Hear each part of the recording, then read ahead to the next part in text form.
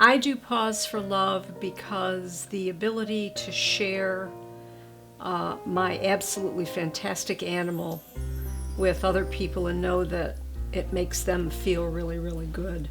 It is just a reward that can't be measured.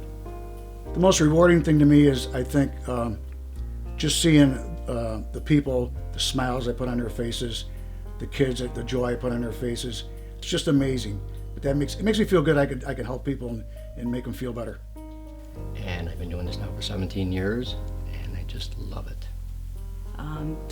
It's just seeing the people's reactions, and it makes me feel good afterwards. I am such a spokesman for Paws for Love. It's amazing.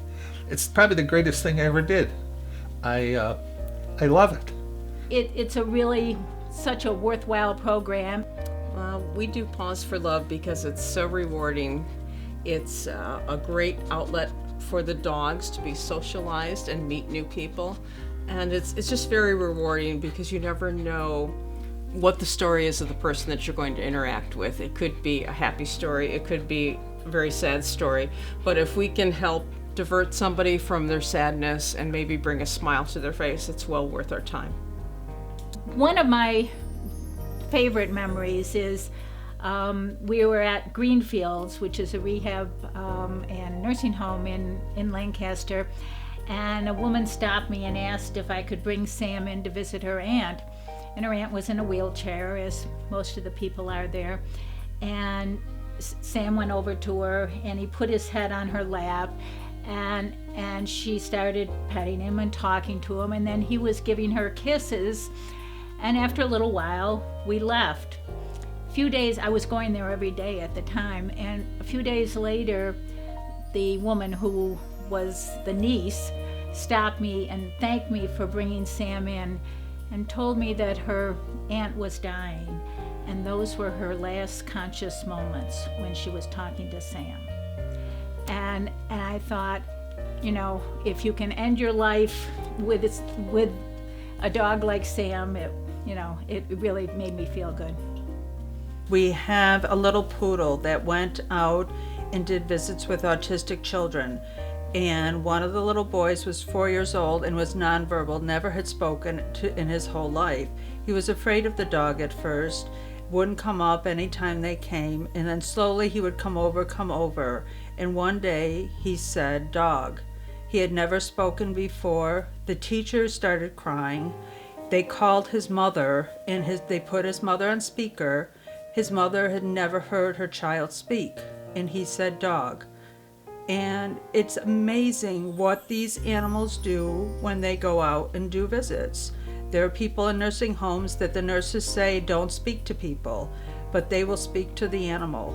The animals that we take into working with special ed children, where they will read to the dog and the teacher will sit behind the student. And again, animals don't judge.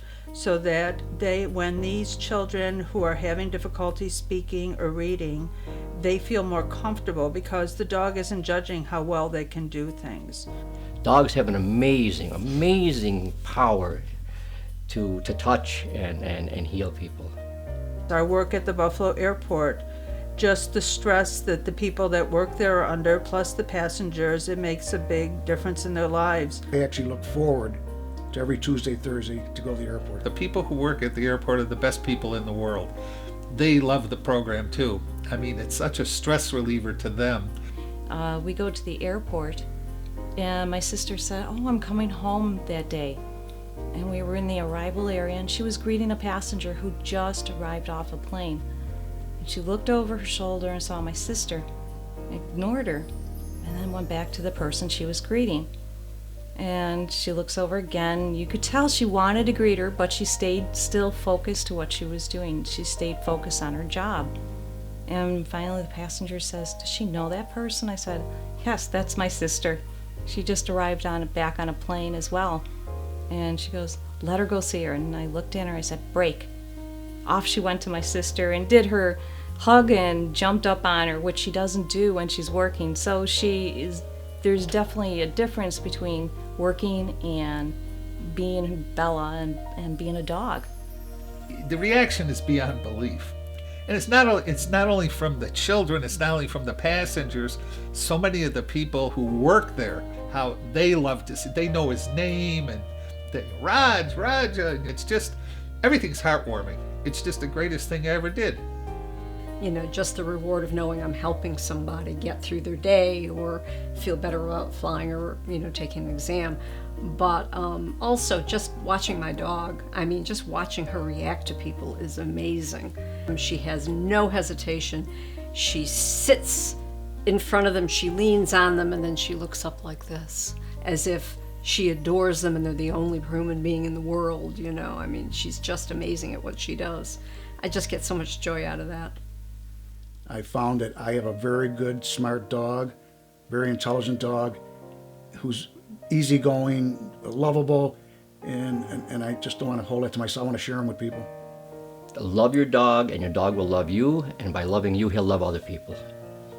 Be able to bring a little fun and a little love into people's lives, particularly those folks that are in nursing homes and you know, not able to have dogs of their own anymore. The families love it because they see their mother or father or relative with a big smile on their face when they see the dogs coming. He's smart. He's very loving. He loves people. He loves to be around people. I kid the people that pet him. I say he's grandkid tested. She's confident, she's self-assured, she's not fearful, she loves people. When you are choosing a dog to be a therapy dog, they have to have those innate qualities. You can't teach that. Be patient with your dogs at first, because dogs are very much into routine. So if they, you know, perhaps aren't the best therapy dog the first time you go someplace, just allow them to get used to the facility, get used to the people. You know, it might take some time, and then they'll get used, and they'll know this is one of the things we do, and they'll feel quite comfortable. The volunteers, as I tell them from the beginning, they know their animal best, and they know the signs when the dog is being stressed or the dog has had enough and it's time to go home. Some dogs can do visits for 2 hours, others a half hour, and they're tired or they're bored and they need to move on. But if the dog likes people and is friendly and sociable, it probably would work very well. Her face when she sees these people is turns on this big smile, and her bottom wiggles a mile a minute as she's greeting each person. So I can tell she loves the program. Where else could he go and get petted for 2 hours? I mean, he doesn't tell me, but I can tell he loves it. Just watching people give a big hug to him and saying thank you, over and over. I get that almost every time I go somewhere. Make sure that the bond you have with your dog is secure, that it's strengthened all the time, that you're training all the time, and be sure you know your dog. The schedules are set, except for the Buffalo Airport, they're set by the individual volunteer with the facility they'd like to go to. People can do it according to their schedule. You know, they can do as much as they have time for, or, you know, their schedule allows. And even if you work full time, you can find a couple of hours here and there to put a smile on somebody's face. Be patient when you first start. As you contact places, they sometimes are a little slow getting back to you. But be patient, somebody will somewhere. I always say to new volunteers that call me to get their dog out in their neighborhoods, take them to places like PetSmart, have them walk up to people and politely be introduced to them, and that they can handle that there's not jumping or aggression.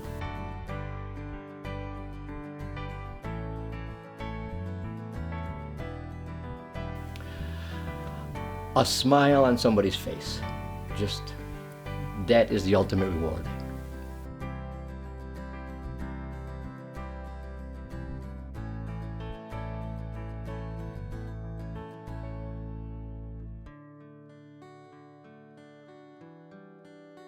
What he wants to do is the SPCA Paws for Love program, and it makes him happy, and it makes all the people happy.